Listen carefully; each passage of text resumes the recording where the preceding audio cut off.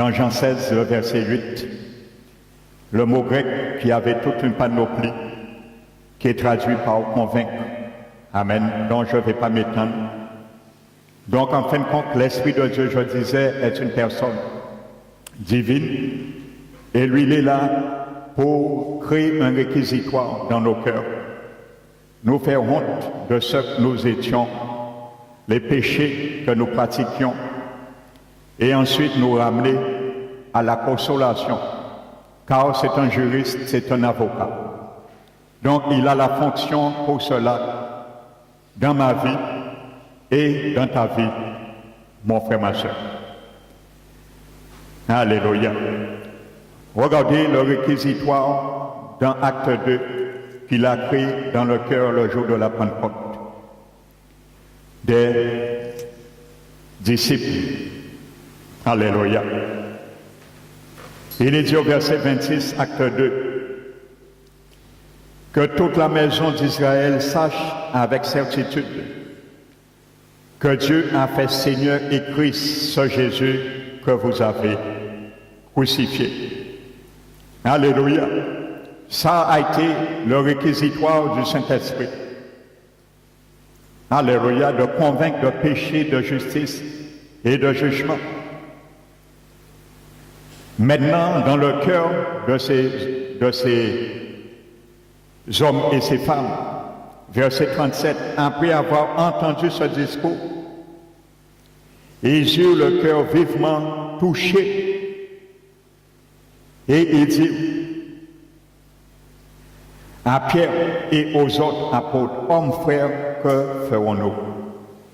Vous savez, dans l'original, le mot grec qui a été traduit par vivement touché est un mot grec très rare et on retrouve ce mot une seule fois dans tout le Nouveau Testament. Ce mot grec qui a été traduit par vivement touché. Donc ce mot veut dire dans le grec les piqûres de poignard. Amen. Voici ce que ça veut dire, ce mot grec, vivement touché. Les auditeurs, par la conviction du Saint-Esprit, ont senti à l'intérieur de leur cœur comme si on perçait avec un poignard le cœur. Ça, c'est une vraie repentance. Et c'est cette repentance que l'Esprit de Dieu veut amener dans les cœurs lorsqu'il crée un réquisitoire. Alléluia. Nous entendons à l'intérieur de notre être la voix qui nous pousse à la repentance de ce que nous faisons, ce que nous sommes et ce que nous étions. Alléluia. Donc vous comprenez que l'Esprit de Dieu a vraiment ce grand ministère pour convaincre un cœur de la sorte. Et ils n'ont pas hésité. Ils ont fait ce que l'apôtre Pierre les a demandé de faire. Quoi que ce soit, que ça les engageait. Amen. Donc toujours, reprenons et restons dans l'Épître de Jean, le chapitre 16. Dans le verset 13, là je parle, la première partie, c'est la personnalité du Saint-Esprit. Parce que nous devons savoir qui est le Saint-Esprit. Amen. Pour nous qui sommes habités par lui. Donc nous devons connaître sa personnalité parce qu'il est une personne. Et nous devons connaître aussi sa divinité, sa nature. Il est divin, il est Dieu. Vous savez, la Bible nous dit qu'un jour l'apôtre Paul a rencontré 12 disciples d'Éphèse et il les a demandé, avez-vous reçu le Saint-Esprit lorsque vous avez cru? Ils ont dit, mais on ne sait même pas qu'il existe un Saint-Esprit. Amen. Donc il faut que tu saches qui est le Saint-Esprit. Amen. Comment il est, sa nature, où qu'il habite, comme je disais, sa localité. Amen. Donc je crois qu'à force de répétition, que la plupart de vous sachent maintenant la localité dans votre être du Saint-Esprit, c'est votre esprit humain. Paul l'a dit, Paul a reconnu sa localité. Un jour il a dit, le Saint-Esprit que je sers dans mon esprit. Paul l'a dit, le Saint-Esprit que je sers dans mon esprit. Alléluia. Il a fixé, il a pointé le doigt sur la localité où c'est qu'il sert le Saint-Esprit en lui. Dans la chambre haute de l'intimité, le sanctuaire, le naos en grec, l'esprit de l'homme. Amen. Donc c'est là Paul servait le Saint-Esprit. Dans le retrait, dans le secret, dans la prière, avec lui, c'est là qu'il était. Il recevait révélation. Il recevait les informations dans son esprit. Amen. La localité. Et il n'a pas dit l'Esprit de Dieu, le Dieu que je sers, dans mon âme, dans mon corps, mais dans mon esprit. Amen. Donc toujours, s'agissant du Saint-Esprit, le verset 13, Jésus dit, quand le Consolateur sera venu, l'Esprit de vérité, il vous conduira dans toute la vérité, car il ne parlera pas de lui-même, mais il dira tout ce qu'il aura entendu, et il vous annoncera les choses à venir. Dans le grec, c'est le mot anagelo, qui est traduit par annoncer, qui a pour objet les choses à venir, ne signifie pas nécessairement annoncer quelque chose de nouveau, mais peut prendre le sens d'expliquer ce que quelqu'un avait déjà dit. Amen. Anagelo. Et n'oubliez pas, Jésus avait dit beaucoup de choses à ses disciples. Il disait parfois que vous n'allez pas comprendre maintenant tout ce que je vous dis, mais le Saint-Esprit sera là et il disait, vous allez comprendre après. Et ils ont compris le jour qu'ils ont reçu le Saint-Esprit. Amen. Donc ça veut dire également comprendre, expliquer quelque chose qu'on a déjà entendu également. Ce même mot veut dire annoncer. Alléluia. Donc ce n'est pas dans le but d'annoncer uniquement quelque chose à venir, mais également annoncer ou expliquer ou redire ce que quelqu'un a dit au préalable. Donc voyez bien, le Saint-Esprit est une personne. Amen. Il est là pour cela. Ce n'est pas une chose ou une force qui aurait expliqué quoi que ce soit. Amen. Aux apôtres, l'Esprit de Dieu. Amen. Donc parfois l'Esprit de Dieu lui-même empêchait les apôtres d'aller dans certains lieux, directions. Ils furent empêchés par l'Esprit de Dieu. Alléluia. Ou l'Esprit de Jésus. Amen. Je vais faire cette parenthèse. Vous savez, parfois la Bible parle de l'Esprit de Jésus. Donc certains disent que la Bible dit l'Esprit de Jésus qui nous habite. Donc Jésus est le Saint-Esprit. Non. Quand la Bible parle, les apôtres parlent de l'Esprit de Jésus, l'apôtre met l'accent sur l'humanité de Jésus, en parlant de l'Esprit de Jésus. Amen. Parce que le Saint-Esprit amène l'humanité de Jésus également en nous. Les sentiments qui étaient en Jésus-Christ Philippiens nous dit, d'ayez ces mêmes sentiments. Alléluia. Donc je peux dire l'Esprit de Jésus qui m'anime. Implicitement, ce sont les sentiments de Jésus que le Saint-Esprit amène en moi. Mais Jésus, ce n'est pas lui qui vit en moi, mais c'est l'Esprit de Dieu qui vit en moi. Alléluia.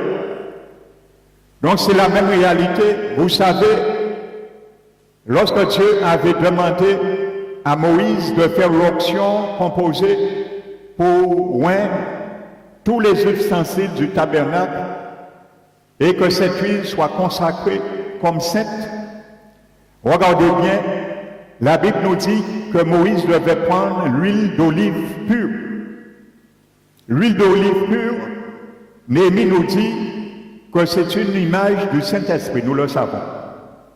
L'huile d'olive, c'est une image du Saint-Esprit, sa personne. Amen. Et Moïse devait joindre à cette huile plusieurs aromates odoriférants et faire une onction composée selon l'art du bon parfumeur. J'aurai un jour l'occasion de vous porter un enseignement. Vous allez voir tous les ingrédients qui étaient mélangés avec l'huile d'olive pure est une image de la personne et de l'œuvre que Jésus a fait. Que ce soit la casse, le cinnamon, le roseau aromate et le myrrhe, ça représente des aspects de la nature humaine et des œuvres que Jésus a accomplies qui se sont joints à la personne et à l'œuvre du Saint-Esprit comme une onction composée. Donc ça veut dire que quand l'Esprit de Dieu rentre en toi, il vient aussi avec tous ces ingrédients qui sont de Jésus et qui rentrent avec une onction composée de l'Esprit de Dieu et des œuvres et de la personnalité, l'humanité de Jésus également. Alléluia, donc c'est la même réalité. Amen. Donc l'Esprit Saint rentre en nous composé avec tout ce que Jésus est et a fait pour moi et toi. Alléluia. Donc s'il nous dit d'avoir les sentiments qui est en Jésus, c'est parce que l'Esprit de Dieu en nous peut nous ramener à avoir et développer ces sentiments. Donc quand la Bible parle de l'Esprit de Jésus, ce n'est pas l'Esprit humain de Jésus qui vit en toi, mais c'est l'Esprit de Dieu. Amen. Donc l'apôtre met l'accent sur l'humanité de Jésus. Quand il dit l'Esprit de Jésus, parfois les apôtres parlaient de l'Esprit du Christ. Amen. L'Esprit du Christ. Alléluia. Donc quand il parle de l'Esprit du Christ, il met l'accent sur la divinité de Jésus. Amen. Et quand il parlait de l'Esprit de Jésus-Christ, l'apôtre met l'accent sur l'humanité et la divinité de Jésus, Jésus-Christ. Donc ce n'est pas pour rien que les apôtres tantôt disaient l'Esprit de Jésus, l'Esprit du Christ et l'Esprit de Jésus-Christ. Donc c'est ça qu'il faut comprendre. Mais comme nous allons le voir, tu seras convaincu tout à l'heure que l'Esprit de Dieu est une personne détachée du Père et du Fils et qu'il est vraiment Dieu aussi et une personne. Là je parle de sa personnalité, je viendrai tout à l'heure sur sa divinité. Amen. Donc premièrement, deuxièmement, toujours dans Jean chapitre 16 et verset 13, la Bible dit, quand le consolateur sera venu, il vous conduira, il dira ainsi de suite. Donc écoute bien. Il faut savoir, dans le grec, la langue dans laquelle le Nouveau Testament a été rédigé, les noms et les pronoms ont trois genres. Les noms, contrairement en français, les noms et les pronoms ont trois genres. Soit masculin, féminin ou neutre. Alléluia! C'est important de le savoir. contrairement à la règle en français. Dans le grec, tous les noms et pronoms ont 3 genres. Genre masculin, féminin ou neutre.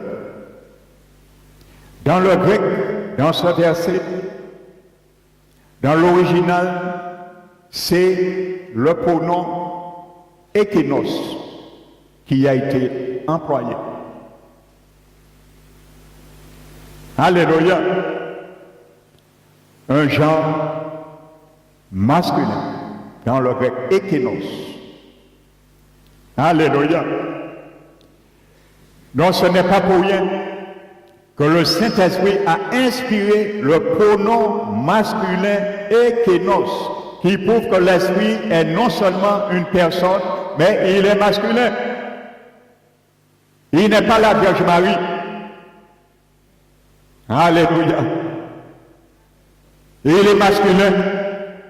Le grec le définit. Ékénos. Alléluia. Si c'était une femme, ce serait Ékéna. Et si c'était une chose, comme les sectes ne veulent pas admettre que l'Esprit de Dieu est une personne, il y a dit son force impersonnifiée. Eh bien, si c'était vrai, dans le grec, ça a été le pronom neutre Ékéno. Alléluia. Donc, ils ont tout faux. C'est Ékénos dans le grec, pronom masculin. Alléluia. Donc, l'Esprit de Dieu est du genre masculin. Et il n'est ni une femme, ni une chose, ni une force. Alléluia. Donc, le grec le définit.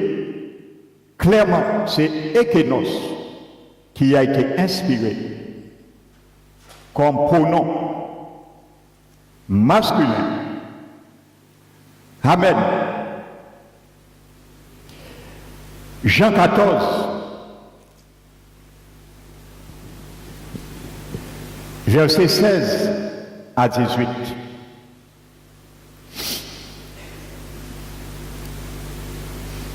Et moi, je prierai le Père, et il vous donnera un autre consolateur, afin qu'il demeure éternellement avec vous. La même chose encore, dans le grec, contrairement en français, il existe 2 mots différents pour le pronom indéfini autre. Alléluia, c'est important. En français, il y a un seul pronom indéfini autre. Mais en grec, il y en a 2 pronoms indéfinis autres. Hétéros et allos. Alléluia.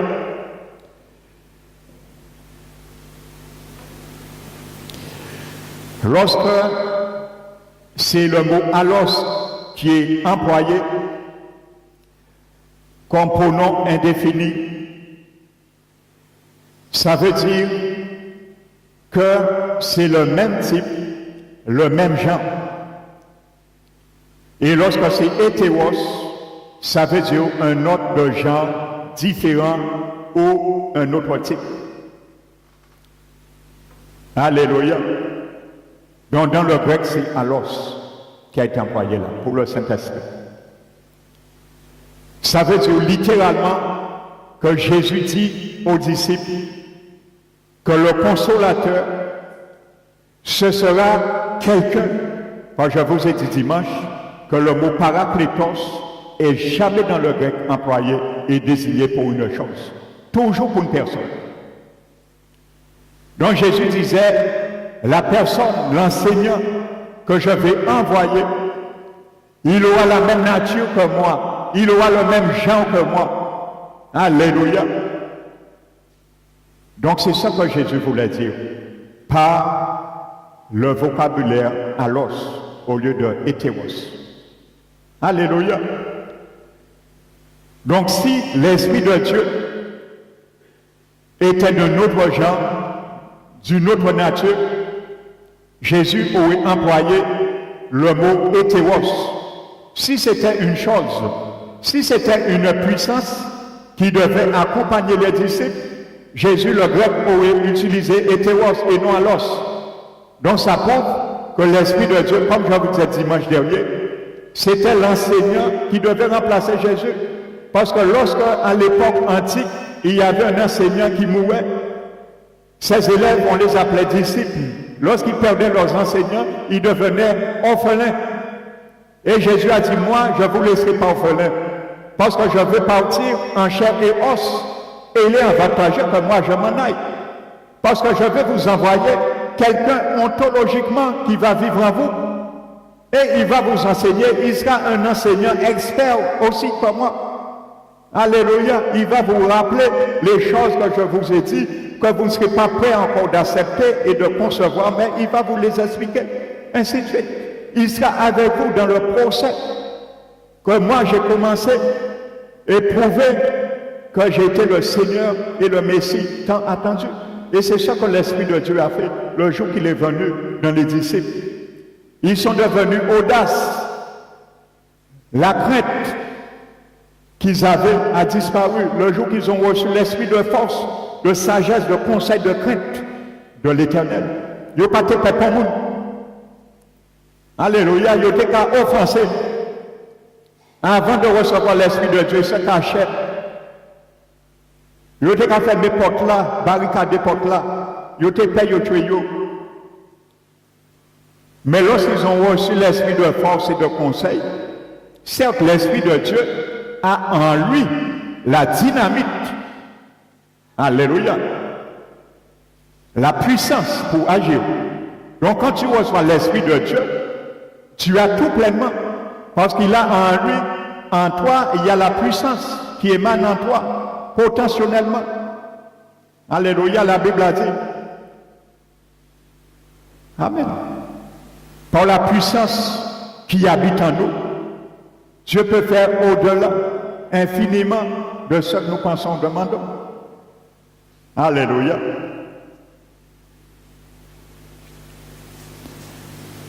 Quatrièmement, un verset que nous connaissons très bien, prenons Matthieu. Ça, je suis toujours dans la personnalité du Saint-Esprit. Matthieu 28. Verset 19.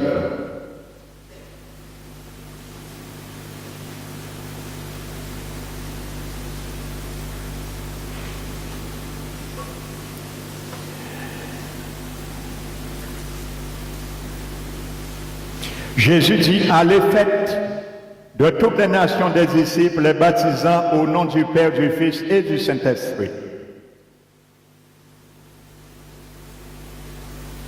Alléluia. Là encore, frères et sœurs, la règle en grec est contraire à celle du français. On devrait employer un pluriel au nom, X en haut et S non, si Père, Fils et Saint-Esprit avaient chacun un nom ou un genre différent propre. Qu'est-ce que je veux entendre par là? Supposons le Père et Jésus étaient Dieu, et c'est un fait, et que l'Esprit de Dieu n'était pas une personne ou Dieu, on devrait ajouter un X et un S au nom s'ils avaient chacun un nom ou un genre différent propre, dont le singulier signifie que Père, Fils et Esprit Saint font un seul nom. Un seul nom. C'est ça que ça veut dire. Au nom du Père, du Fils et du Saint-Esprit, le singulier explique que ça forme les trois un seul nom. Alléluia. Un seul nom propre. Alléluia. Donc si l'Esprit Saint n'était pas une personne, ça aurait été au pluriel. Et ce serait au nom du Père, au nom du Fils et au nom du Saint-Esprit. Alléluia. Donc voici encore une réalité, que l'Esprit de Dieu est une personne. Alors ces sectes-là qui ne veulent pas mettre ça à tous les coups, ils ont qu'à buter sur le rocher de scandale qui est Jésus.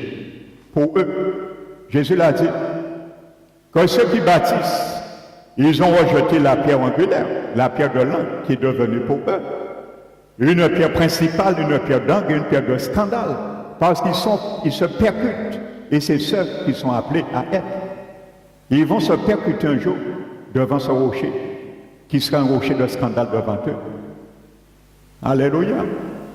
Et jour-là, c'est l'Esprit de Dieu qui est là aussi. Et qui paraît, jour-là, jugement-là, et qui paraît, et qui dit, mais moi, est-ce qu'en son force impersonnifiée, qui j'en pas vraiment? En son monde. Alléluia.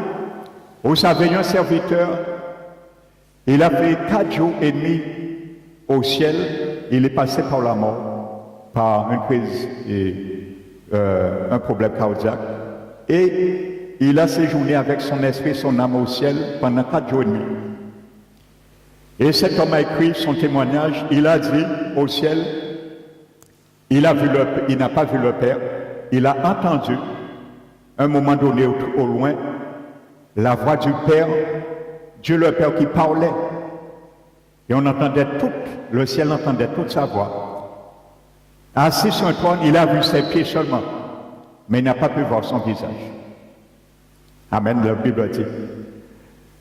Il a dit, Jésus était avec lui. Et cet homme a dit, frères et sœurs, sachez-le, je vous le dis, que l'Esprit de Dieu est vraiment une personne. Je l'ai vu de mes yeux au ciel. Et il m'a même porté dans ses bras. L'Esprit de Dieu m'a porté. Lorsque Jésus est venu pour le loin au ciel, l'Esprit de Dieu l'a porté dans ses bras. Et il a vu des enfants qui sont au ciel, dans un paradis d'enfants, des enfants qui sont morts, avortés, ainsi de suite. Ils grandissent au ciel. Et il a vu l'Esprit de Dieu était assis, et les enfants assis sous sa jambe, en train de s'amuser, de parler avec eux. Donc cet homme disait, il a vu le Père, le Fils et l'Esprit Saint. Et Jésus, lui-même au ciel, ne cessait d'enseigner cet homme la Sainte Trinité. Et Jésus disait, je m'appelle Jéhovah. Alléluia. Amen. Donc voici encore une réalité. Et cet homme a dit, le jour, le Seigneur l'a ordonné, il a appelé l'apôtre Paul, il a appelé Abraham, et Jésus lui-même a mis sa main sur lui. La main de l'apôtre Paul, la main d'Abraham et la main de Jésus sur sa tête. Alléluia. Et cet homme dit aussi qu'il a bu du jus avec la langue de son âme. Alléluia. Parce que son corps physique était chez lui. Il était mort. Donc sa langue de son âme, il a bu du jus avec la langue de mon âme. Comme je vous disais, la réalité de la vie après la mort. Et ton esprit a un corps comme toi et moi, spirituel. Donc cet homme a vu la Trinité. Il a vu le Père, il a vu le Fils, et il a vu le Saint-Esprit. Il a bien vu 3 personnes bien détachées. Il n'y a pas ton monstre. Il n'y a pas un monde avec 3 têtes qu'on monstre. Non. La Trinité de Dieu n'est pas un monstre. Et ces gens-là qui prennent ça, ils ont qu'à rendre compte à Jésus un jour. Pas c'est Jésus qui juge yo. Si on ne parle pas de Jésus qui est en face de yo. Et l'Esprit de Dieu qui est là aussi. Et nous qui est là aussi. Nous qui est là aussi. Nous qui dit certains, on ne va pas changer en décalé ça. En décalé, bon Dieu, pas monstre. Au décalé, ces autres, celles qui nient la vérité. Eh oui, on sera là aussi. Parce que nous sommes appelés à juger les anges. On va participer au jour du jugement avec le Seigneur. Nous sommes appelés pour ça. Amen. La Bible dit que nous serons assis sous des trônes avec Jésus. Nous allons partager son trône pour juger le monde et les anges. Nous qui avons tous ces gens, nous te prêcher personnellement l'évangile, nous te refusé ça qui fait nous mal. Mais nous ne pouvons pas faire encore. Alléluia. Ce sera le jour des grincements et des pleurs. Amen. Donc aujourd'hui est le jour favorable. Alléluia. Cinquièmement, revenons sur Actes des Apôtres.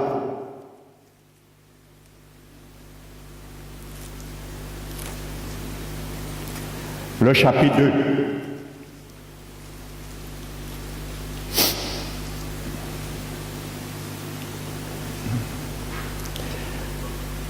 Dans le livre des Apôtres, chapitre 2, verset 28 et chapitre 10, verset 38. La Bible dit, repentez-vous et que chacun de vous soit baptisé au nom du Seigneur Jésus à cause du pardon des péchés et vous recevrez le don du Saint-Esprit. Amen. Je précise encore là, ce mot grec qui est traduit par don, dans le grec c'est doréa. Amen. On trouve ce mot également don, qui est traduit par don, doréa, dans Hébreux 6, 10. Lorsque la Bible parle du chrétien qui commet le péché impardonnable, après avoir reçu la vérité, goûter le don céleste, c'est le même mot doréa dans ce verset. Hébreux 6, 10.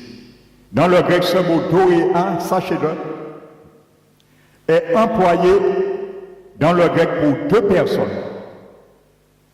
Uniquement Jésus et le Saint-Esprit. En grec, doréa est employé uniquement pour une personne divine. Jésus ou le Saint-Esprit. Donc, en parlant du don du Saint-Esprit, il est employé doréa. Donc, ça prouve que l'Esprit de Dieu est une personne. Doréa, dans Acte 10, 38, chez Corneille, ils ont reçu le même don que nous, c'est la même réalité. Le don, c'est la personne ontologique du Saint-Esprit. Amen. Amen. Et en plus, dans le grec, le don Dieu est un génitif d'apposition et non d'attribution. Pour penser, certains pensent que le don a été un don que Dieu distribue par l'Esprit de Dieu. Non, c'est un génitif d'apposition qui le prouve que l'Esprit de Dieu non a été vraiment la personne ontologique. Donc le grec met la position que c'est le don et l'Esprit de Dieu lui-même. Un génitif d'apposition dans le grec. Amen. Qui prouve la réalité. Que le don est l'Esprit de Dieu lui-même. Dans Éphésiens 4, c'est la même réalité. La Bible dit Jésus a fait des dons aux hommes. Alléluia. Donc c'est un autre mot grec, domata. Dans Éphésiens 4. Ce n'est pas doréa. Parce que les dons que Jésus a fait aux hommes, ce sont des hommes qui sont les dons. Mais on ne peut pas attribuer le mot doréa pour des hommes. Car ce mot doréa est attribué à une personne divine uniquement.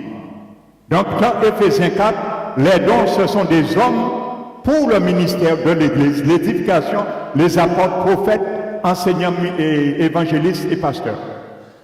Amen. Donc c'est le mot domata. Dans 1 Corinthiens 12, il y a un autre mot pour don du Saint-Esprit. Avec un génitif d'attribution, c'est le mot pneumatikos. Alléluia. Pneumatika. Alléluia. Au charismata, c'est un autre mot qui est traduit par don également. Ça veut dire des grâces, des cadeaux que Dieu fait aux hommes. C'est un autre mot grec qui est traduit toujours par don. Dans Hébreu, la Bible dit les manifestations des dons du Saint-Esprit qui accompagnaient l'époque, c'est un autre mot grec, mérimorose. Alléluia. Donc il y a plusieurs mots grecs qui sont traduits par don. Il faut bien détacher dans la distinction. Donc dans ce mot, aussi bien là, Hébreu et Acte 10, 38 veut dire doréa, qui est employé uniquement pour une personne divine.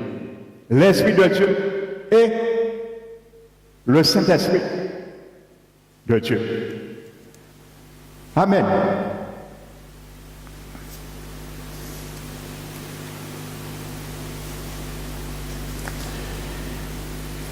Alléluia. Donc maintenant, nous allons voir maintenant la divinité du Saint-Esprit. Alléluia. Et c'est là ça va se prendre. Amen. La divinité du Saint-Esprit. Amen.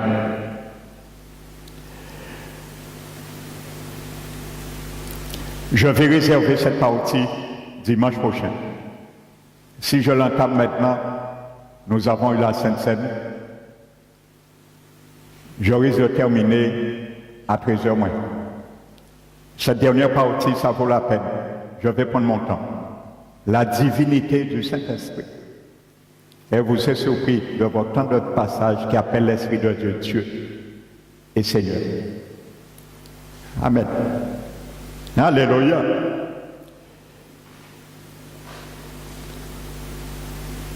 Alléluia. Je vais conclure avec un propre témoignage. Alléluia. Vous savez, quand je travaille, vous savez, au cours de mon travail, chaque jour, je parle au Saint-Esprit. Je pense que vous le faites également. Et dans des difficultés, je l'interpelle, même si je ne le prie pas à haute voix, mais je communie avec lui dans mon esprit. Je vais vous donner un témoignage pour vous démontrer que l'Esprit de Dieu est vraiment une personne. Moi, je le savais. Vous savez, ça fait plusieurs années, l'entreprise où je suis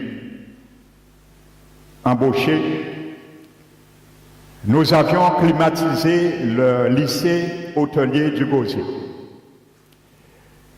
Et la réception n'était pas encore faite, mais il y avait des services informatiques et qui devaient être climatisés. C'est un système centralisé de climatisation.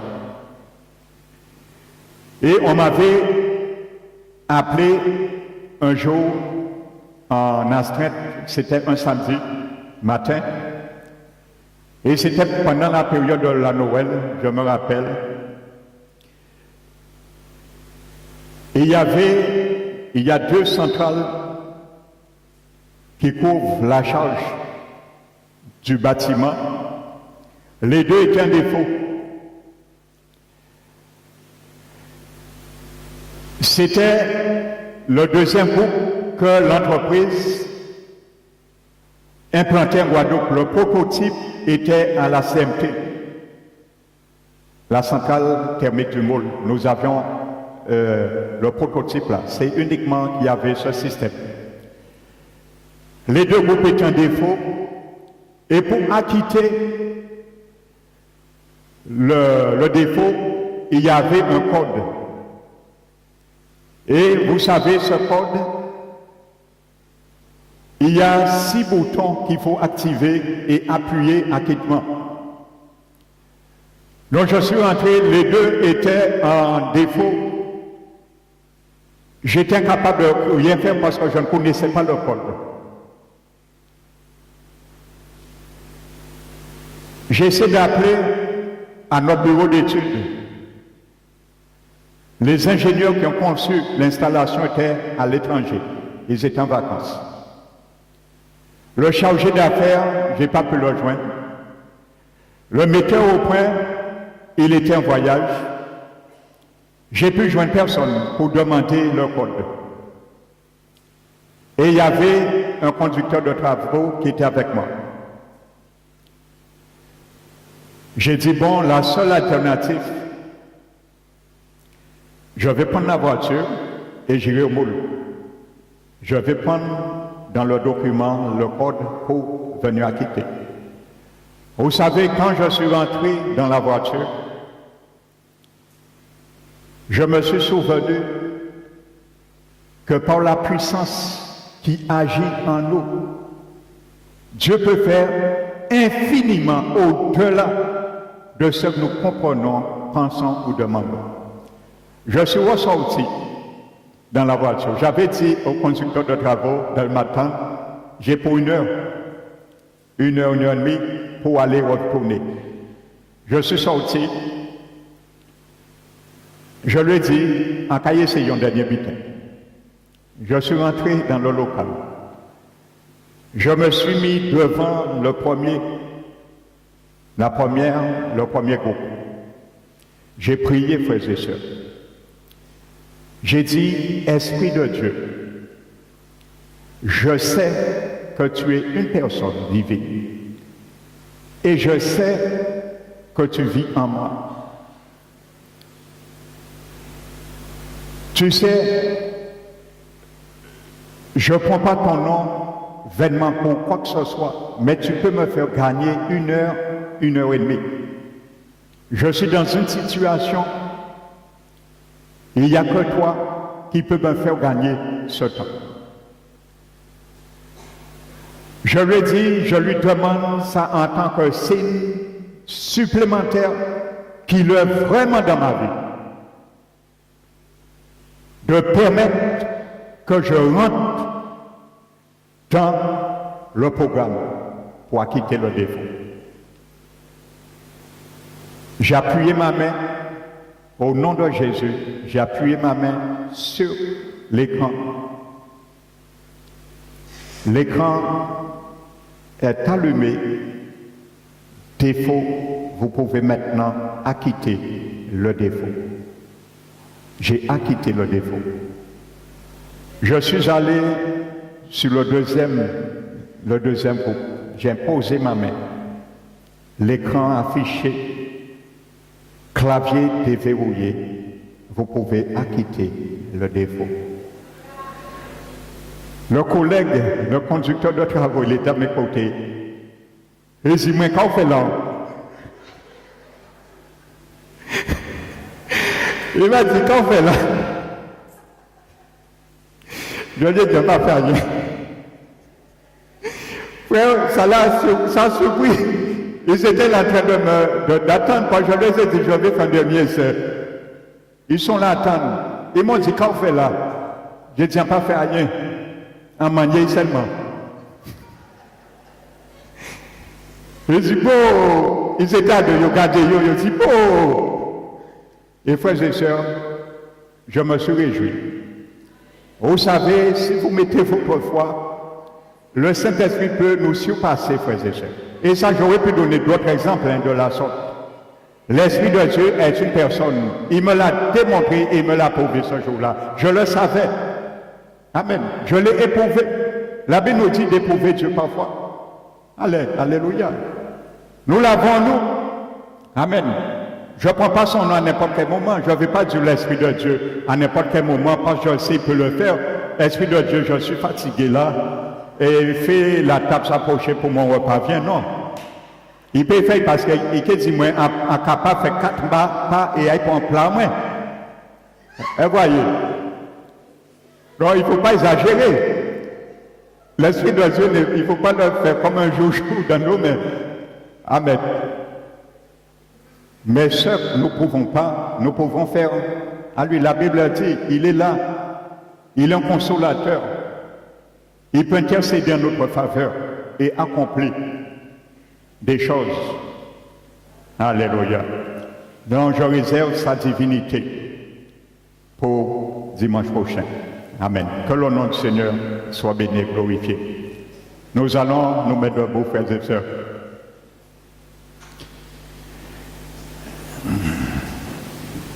Mettons-nous debout.